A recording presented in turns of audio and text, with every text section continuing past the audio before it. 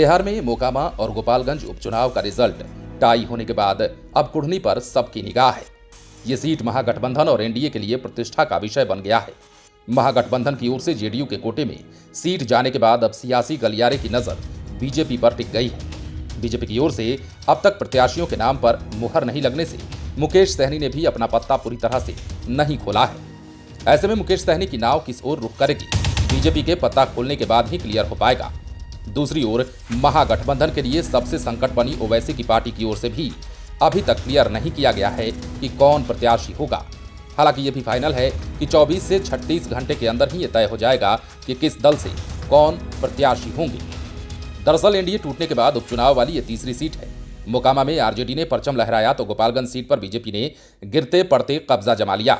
ऐसे में किसी को भी अपने विरोधियों पर सही से हमला करने का मौका नहीं मिला, क्योंकि 2020 के चुनाव में मोकामा पर आरजेडी और गोपालगंज पर बीजेपी ने कब्जा किया था और दोनों ही जगहों पर यह कब्जा 2005 से ही है।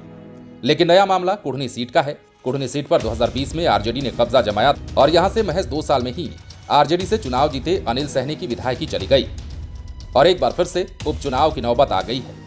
कुढ़नी सीट के जेडीयू कोटे में जाने के बाद बीजेपी प्रत्याशी को लेकर असमंजस की स्थिति बनी हुई है। दरअसल ये पूरी तरह प्रतिष्ठा की सीट बन गई है। सवर्ण और वैश्य के निर्णायक वोटों के सहारे चुनाव लड़ने वाली बीजेपी इस बार 2015 की तरह अकेली लड़ रही है। पॉलिटिकल एक्सपर्ट की माने तो इस बार बीजेपी को दिखाने का बढ़िया मौका है। हालांकि उसे तो मोकामा और गोपालगंज में भी दिखाने का मौका था, लेकिन बीजेपी मोकामा में हार कर भी जहां अपनी शक्ति में इजाफा की है, तो वहीं गोपालगंज में जीत कर भी इस बार कमजोर हो गई है। ऐसे में कुढ़नी में बीजेपी सोच समझकर मैदान में उतरना चाह रही है। उसका उतरना भी तय है, इसमें कोई किंतु परंतु नहीं है।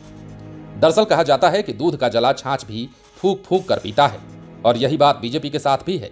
काफी सोच विचार कर अपना उम्मीदवार की घोषणा करना चाहती है। पॉलिटिकल एक्सपर्ट की माने तो बीजेपी को हर वर्ग के वोटरों को सहेजने में काफी मुश्किल दिखाई दे रही है। कुढ़नी विधानसभा में उम्मीदवार के नामों पर एक मत को लेकर स्थानीय स्तर से लेकर दिल्ली तक लगभग 9 बैठकें हो चुकी हैं। इसके बाद भी आज तक उम्मीदवार के नाम पर मुहर नहीं लगी। हालांकि पार्टी सूत्रों की माने तो पूर्व विधायक केदार गुप्ता सबसे प्रबल दावेदार माने जा रहे हैं। हालांकि प्रदेश इकाई की ओर से 2 नाम भेजे गए थे, एक नाम केदार गुप्ता का तो दूसरा बसावन भगत का। बसावन भगत लालू सरकार में मंत्री भी रहे हैं। वे कुशवाहा समाज से आते हैं और बीजेपी का एक बड़ा वर्ग चाहता है कि जेडीयू उम्मीदवार मनोज कुशवाहा को फाइट देने के लिए बसावन भगत को ही उतारा जाए।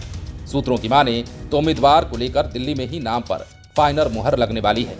पॉलिटिकल एक्सपर्ट की माने तो केदार गुप्ता वहां से 2015 में चुनाव जीत चुके हैं। भले ही 2020 में बीजेपी के केदार 77,837 वोट लाने के बाद भी अनिल सहनी से 712 वोट से हार गए थे, लेकिन 2015 में 73,227 वोट पाने के बाद भी 11,570 वोटों से चुनाव जीत गए थे। बीजेपी के अंदर खाने से जो बात छनकर आ रही है वो केदार गुप्ता की ओर इशारा कर रही है।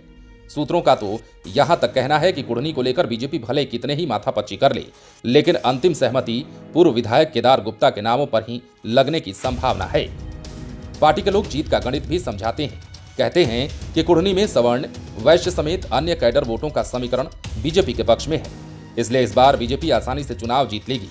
चूंकि सवर्ण वोटर बीजेपी के परंपरागत वोटर माने जाते हैं, वैश्य भी उसी का आधार वोट है, इसलिए वो तीसरी जाति की ओर देख रही है। लेकिन घुमा फिरा कर मामला केदार गुप्ता पर ही जाकर अटक जा रहा है। हालांकि बीजेपी का मानना है कि कुढ़नी में इस बार हर हाल में कमल खिलेगा। कुढ़नी की जनता ने विगत चुनाव में आरजेडी पर जो विश्वास किया था, उसे अनिल सहनी ने चकनाचूर कर दिया। क्षेत्र की जनता काफी नाराज है और इस नाराजगी को बीजेपी भुनाना चाह रही है। ऐसे में कुढ़नी में जेडीयू के उतरने से बीजेपी की राह और भी आसान हो गई है। बीजेपी का यह भी मानना है कि क्षेत्र में जेडीयू का कोई जनाधार ही नहीं है। वे समीकरण भी समझाते हैं कि 2015 को ही याद कर लीजिए, तब जेडीयू और आरजेडी एक साथ थे, लेकिन रिजल्ट क्या हुआ?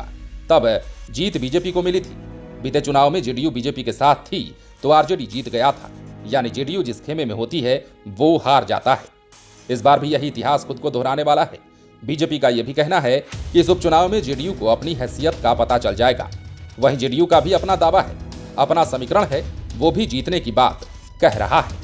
बहरहाल पॉलिटिकल एक्सपर्ट की माने तो भले ही दावे प्रति दावे कुछ भी किए जा रहे हों, लेकिन लड़ाई तो काफी रोचक होगी।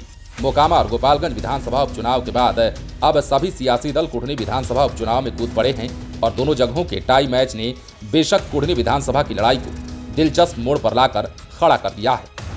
दिलचस्प बात तो ये भी है कि इस उपचुनाव में बिहार के प्रमुख राजनीतिक दल चुनाव लड़ेंगे ही, साथ में वे पार्टियां भी कूदने को तैयार हैं जिनके पास अपने कास्ट के आधार वोट पर पकड़ है। इसमें मुकेश सहनी का नाम जोर शोर से लिया जा रहा है। कहा जा रहा है कि मुकेश सहनी की पार्टी वीआईपी भी कुढ़नी से लड़ने का मन बना रही है। हालांकि मुकेश सहनी ने अभी तक अपना पत्ता नहीं खोला है। वे पत्ता तभी खोलेंगे जब बीजेपी अपनी उम्मीदवारी की घोषणा करेगी। दरअसल मुकेश सहनी ने कह दिया है कि गोपालगंज और मोकामा में हमने महागठबंधन का साथ दिया था, लेकिन कुढ़नी की लड़ाई उन दोनों सीटों से अलग है और यहाँ पर मल्लाह वोटरों की संख्या अधिक है। ऐसे में हमारी रणनीति क्या होगी वो कुछ दिनों में पता चल जाएगा। दूसरी ओर असदुद्दीन ओवैसी की पार्टी AIMIM ने बजाबता कुढ़नी में उम्मीदवार उतारने की घोषणा कर दी है और ये तो सबको पता ही है कि ओवैसी की पार्टी की वजह से आरजेडी गोपालगंज में महज 1794 वोट से हार गया था। ऐसे में बीजेपी तो चाहेगी कि वो कुछ ऐसी सियासी चाल चले कि गोपालगंज की तरह महागठबंधन कुढ़नी में भी मात खा जाए और बीजेपी जेडीयू को पटकनी दे सके। पॉलिटिकल एक्सपर्ट के अनुसार संभवतः इसी सब रणनीति के चलते बीजेपी को प्रत्याशी के नाम में काफी माथापच्ची करनी पड़ रही है, लेकिन ये माथापच्ची भी 24 से 36 घंटे तक ही दिख रही है। उसके बाद ये फजीहत भी दूर हो जाने वाली है, क्योंकि उम्मीदवार तो हर हाल में उतारना है। बहरहाल 2 सीटों पर उपचुनाव के नतीजे आने के बाद अब कुढ़नी विधानसभा चुनाव को लेकर सरगर्मी तेज है। सभी पार्टियां अपनी अपनी जीत का दावा कर रही हैं।